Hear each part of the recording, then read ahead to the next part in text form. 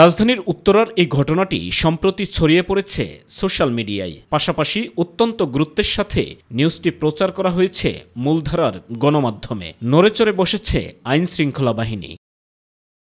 Video footage দেখে ২৪ ঘন্টার মধ্যে দুইজনকে গ্রেপ্তার করার পর ২ দিনের মধ্যে গ্রেপ্তার করা হয় ঘটনায় জড়িত প্রত্যেককে। গণমাধ্যমের সামনে তুলে ধরতে নিয়ে আসা হয় ডিএমপি মিডিয়া সেন্টারে।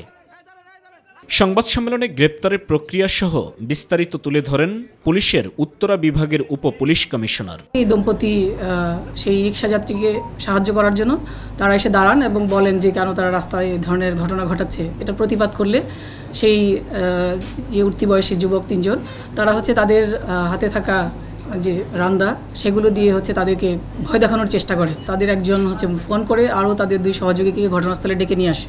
যে আটককৃত আসামিদের তথ্য মতেই আমরা পরের দিন আলফাজ ওরফে শিশির নামে একজনকে আবদুল্লাপুর থেকে গ্রেফতার করি এবং পরবর্তীতে তার দেওয়া তথ্য মতে আমরা সজীব এবং সাইফ টঙ্গীর মাজারবস্তি এলাকা থেকে তাদেরকে আমরা গ্রেফতার করি।